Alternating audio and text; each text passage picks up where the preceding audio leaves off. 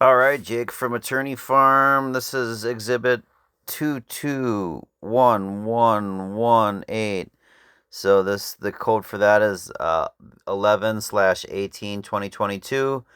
The rest of the file is 0107-SheepGATE dash Keith dash Streff dash follow up dash gold. That's my tag as I went through it this morning. So here we go. Let's listen, and I'll do my post comments. How about we'll do it that way? Investigation. Hi, is this Keith? Yeah, speaking.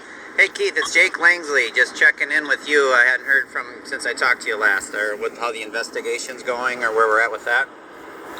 Yep, I did some follow up on that, and went out to the property. I spoke with Amanda, I believe. What's her name? I looked at some of the other areas there and checked out the facilities, as well as I spoke with a neighbor that rents one of the properties across the street from Amanda, and she had showed me that picture. She had mentioned the picture, I believe, that you sent me. She actually took that picture.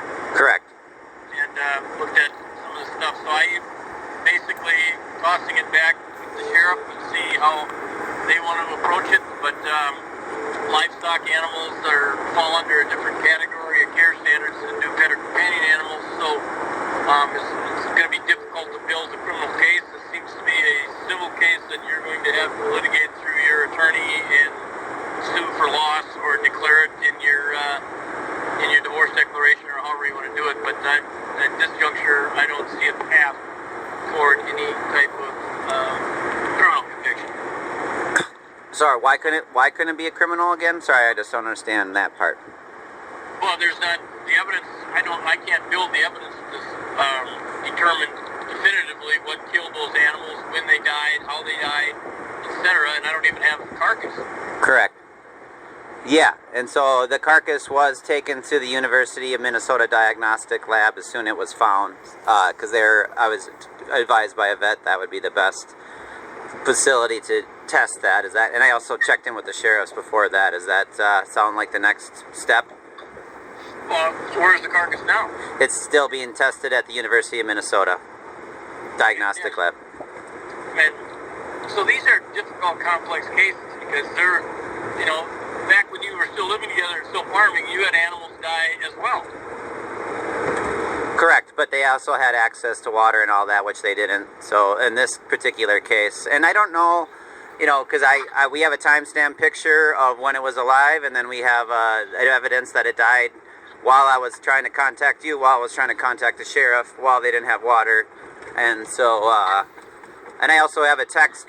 She says they did have water. They didn't, and you didn't go out and inspect when you were there, or did you? No, I didn't go out into the field. That I believe Heather was her name. Correct. That had access to that.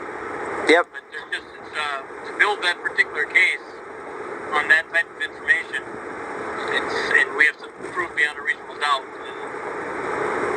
And it just doesn't appear that the evidence is there. So, which makes it a civil case, which you can pursue on a preponderance of the evidence rather than a benefit of the doubt. Well, do you know why you didn't go out and inspect for a water source while you were there?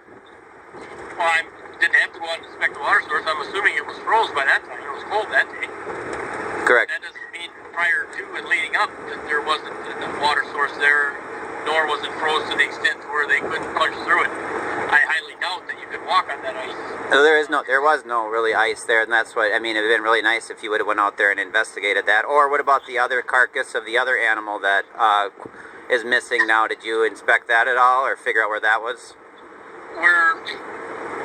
She didn't mention the second carcass.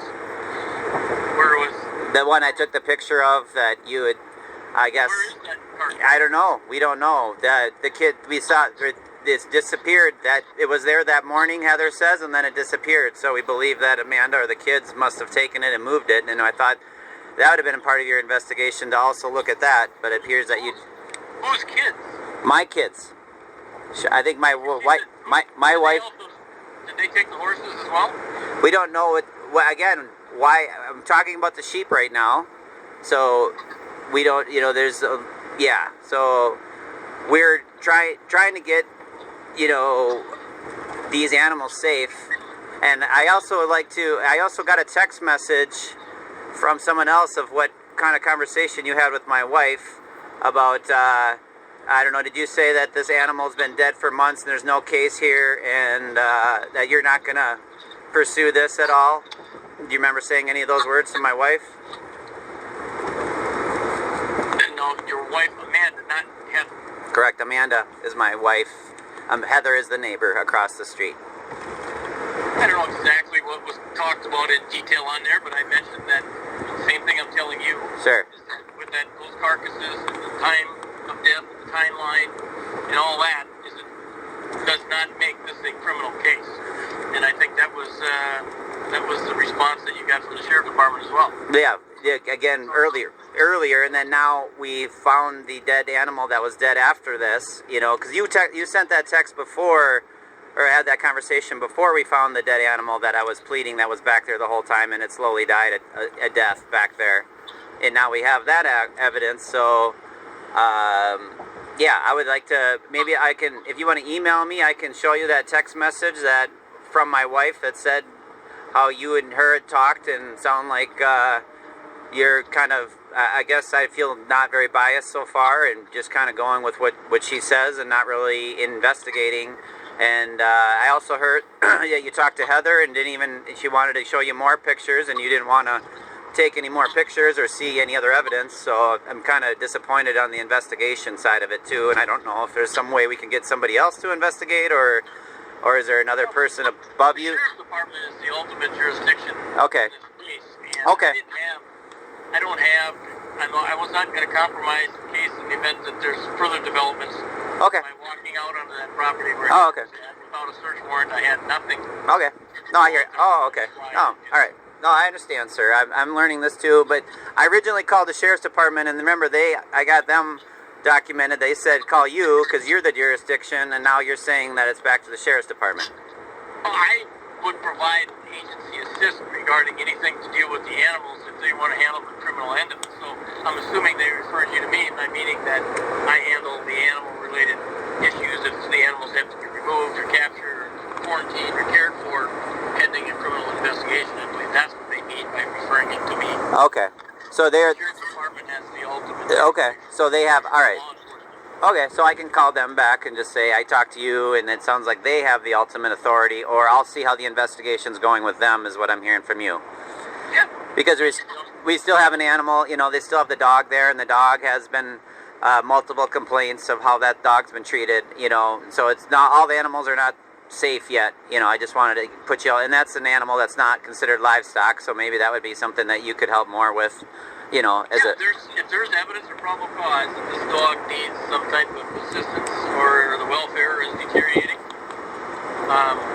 yes, we would look into that. I don't have any problem with that at all. Okay, but again, I did reach out and said that the sheep that was alone out there, and everyone said it wasn't there. I said it was deteriorating for many days and wasn't getting any response, and now we found it dead. And because of no action, I would say, from my opinion, from your side and from the sheriff's side, and my wife's side, yeah, now we have this dead animal, and they're going to get time of death date, and they're also going to get cause of death, and that they say takes about 4 weeks to get the specimens back, but that's going to be under evidence. And this one wasn't very hard to find or even capture, correct? Say that again?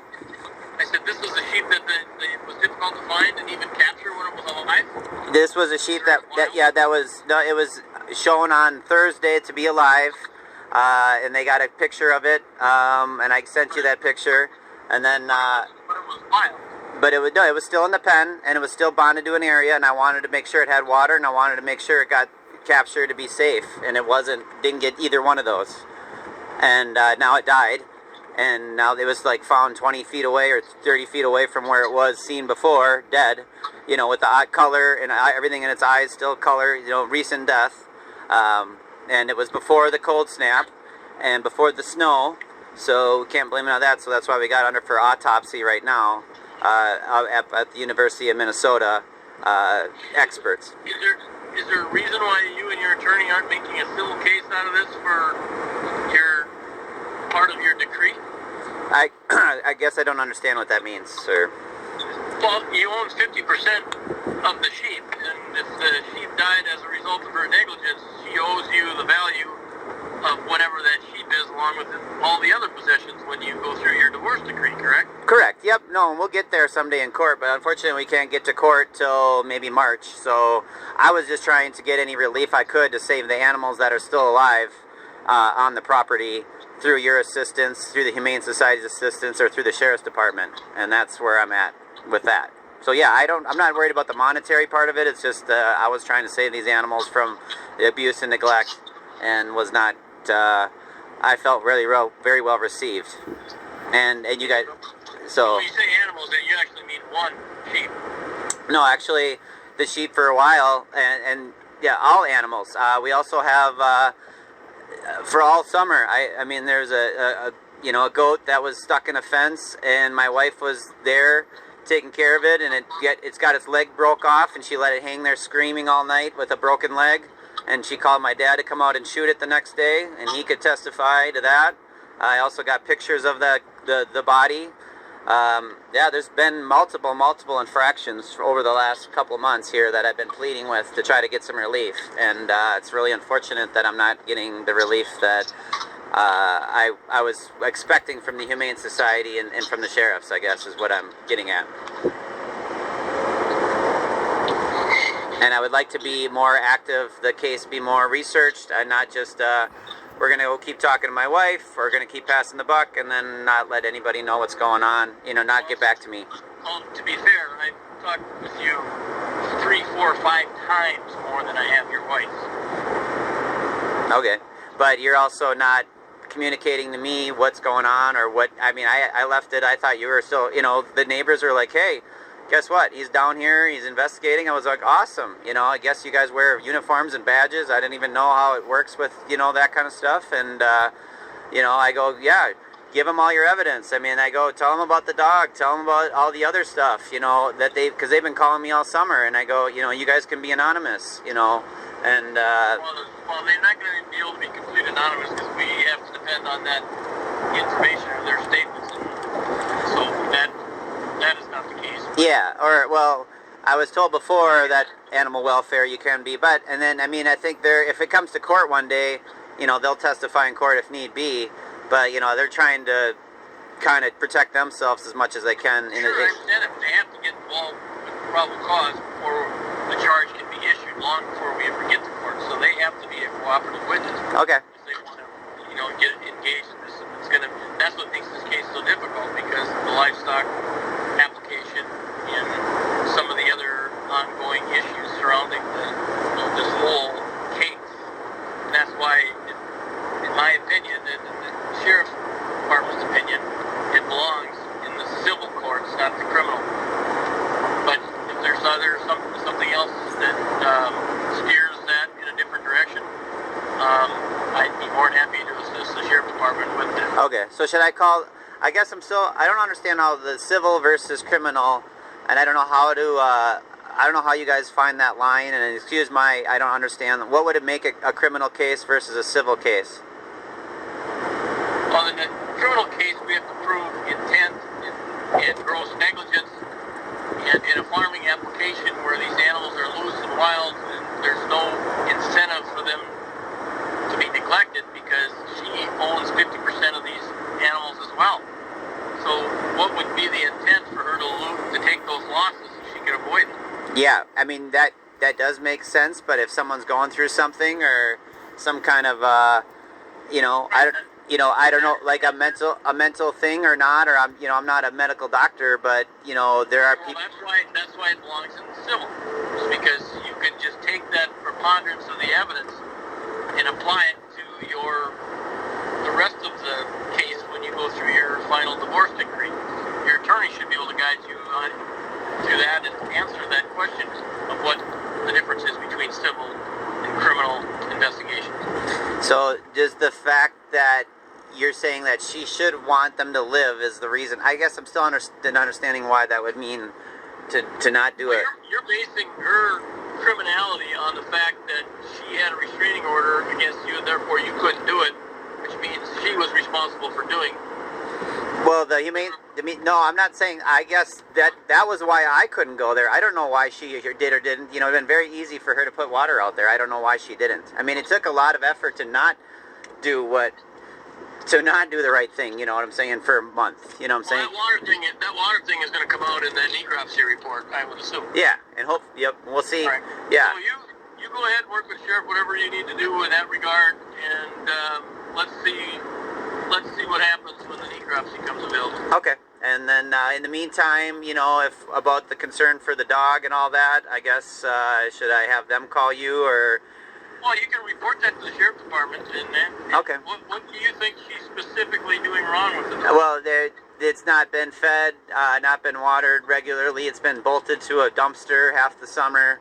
How do you know this? Because I was there before I had the restraining order. When I was there, I was taking video and documenting and pictures, and she wouldn't let me take the dog. I wanted to take it up north to the cabin, and she wouldn't let me take it.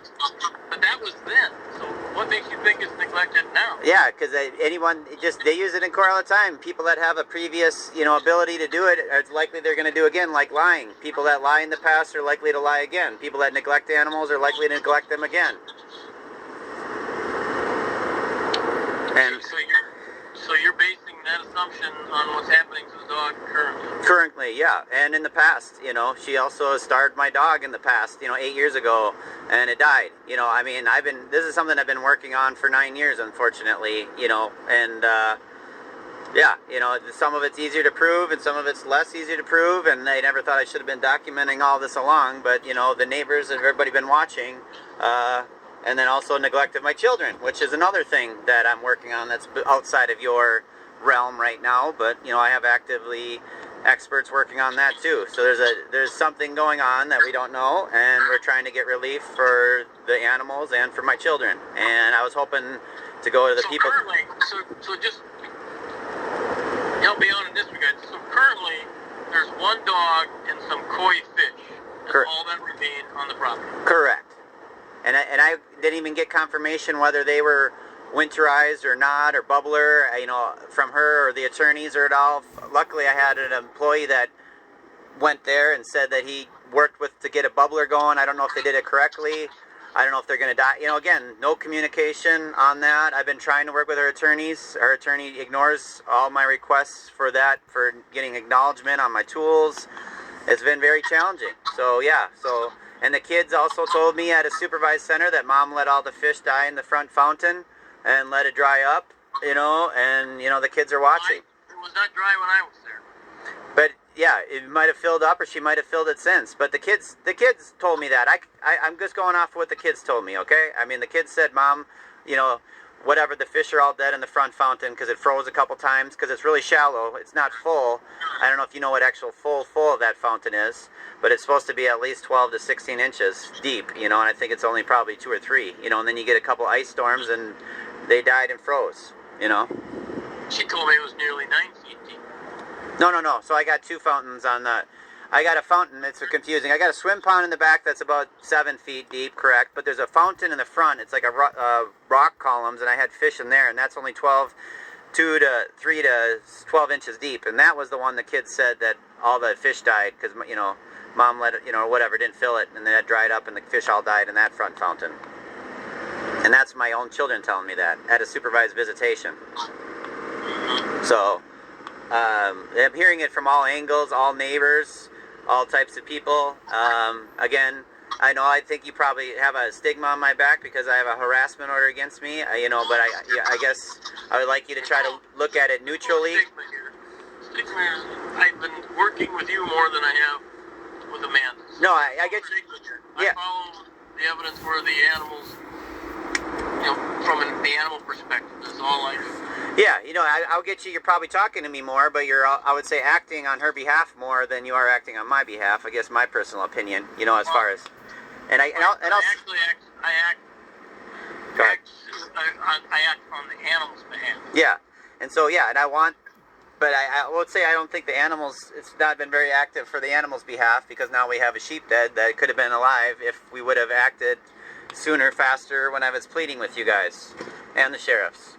And now I don't have that, and I would like to try to yeah, just explore that, and just look at the evidence. You know, like I said, just keep taking evidence. We can keep sending you evidence. I would like to keep interviewing these other circumstances for the animals' safety, and yeah, and even if they are gone, I mean, you know, the just proving what happened in the past too, and I got pictures and video, and you got testimony of people, and I believe. Yeah, well, we can't deal with the past. We have to deal with the most recent issue. You know, what happened to your dog or your other animals 8 years ago, etc.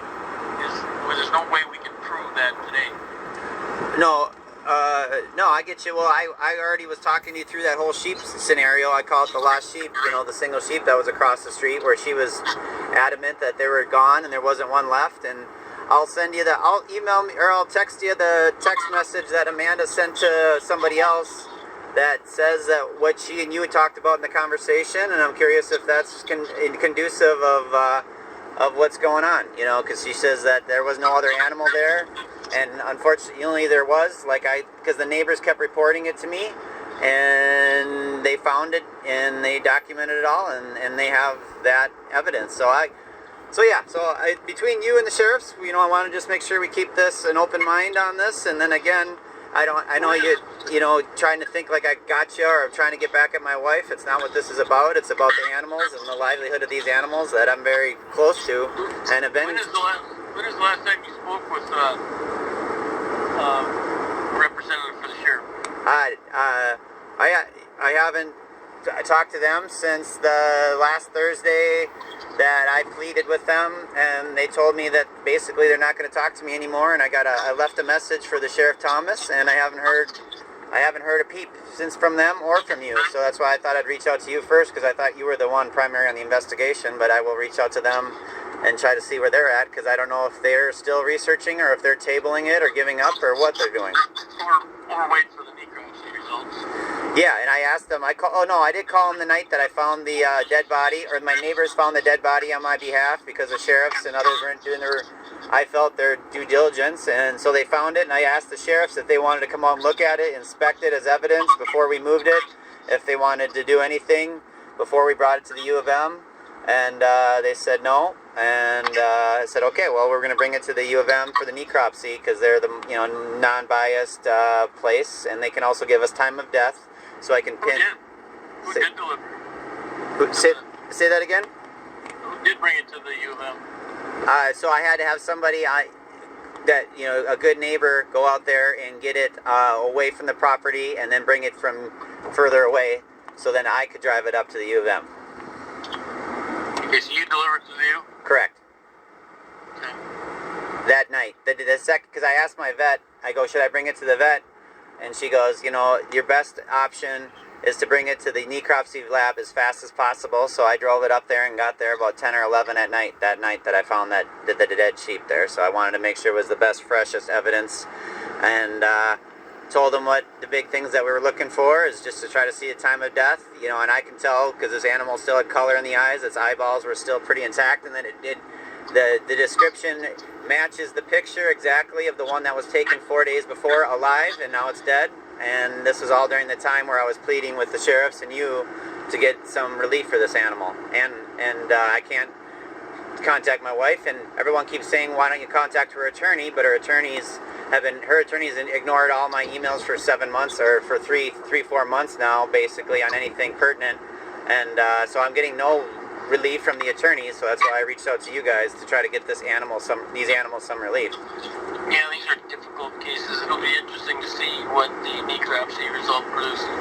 For sure, yeah, and I would like to have gotten that other specimen in for necropsy too, or if you would have, tried to find that one that I sent a picture of. I don't know if that was something that your office would usually facilitate or assist in, because, yeah, who knows how long ago that one was dead or alive or whatever. And I know, yeah. You understand that we just can't go traipsing out on private property. But what if I give you permission? I own the property as well. Why couldn't I give you permission to go out there and do that? Yeah, I'm not real certain how that would go. That's a good question for an attorney. I don't know who has controlling authority, being that you're not on the property, therefore you don't have controlling authority over it. I don't know if that authorization would have to come from Amanda or from you or from both. I don't know exactly how that is. I'm not an attorney, but I know enough not to do it unless I'm very familiar with what authority I have in doing it. And you don't have authority if you have probable cause for neglect of an animal to go on a property then?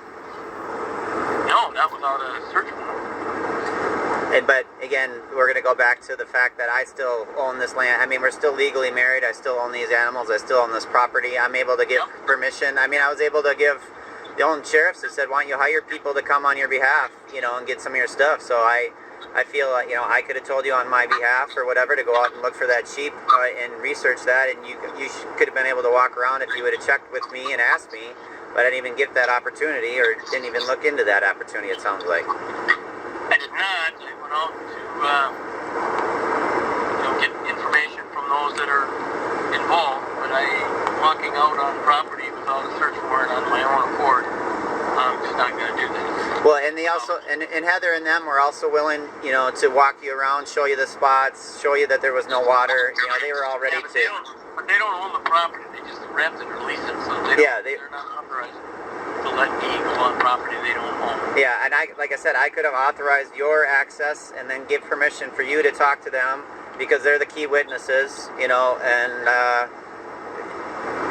Let's see what happens on this. If you want to, if you end up talking to the sheriff, whatever, you have my name and number, my contact information. If you want assistance from us, you can call me directly, and I will help whatever way I can. Yeah, I appreciate your prompt response and answering your phone, and I appreciate that part of it. And I will reach out to the sheriff's department, and I'll let you know what we're going to do next. All right, thanks. Thank you.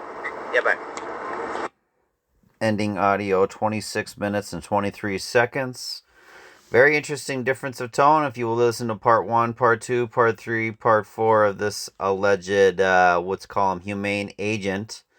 You notice how he's constantly trying to kind of trip me up, change the subject. Well, Shorter's necropsy report comes back. And guess what? The necropsy report comes back that I think the animal died 3 days before or 2 or whatever. You'll see. I got the necropsy report, which will also be part of all this. But lots of fascinating discussions. That's also related to, let's just call it Goatgate. Some, livestock versus pets, etc., etc. How to build a case, how not to build a case. Knowing now what I know now, you could see I was much too nice and much too trusting of people.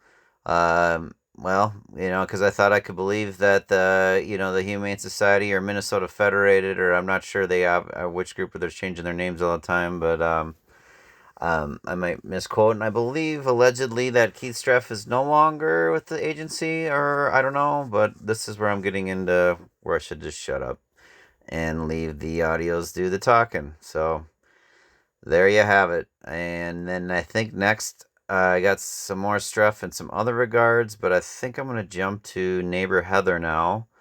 Because he ties this to Heather, everything ties and matches up exactly how I've been explaining it for over 3.5 years. And I'm glad I have the audios to back it up.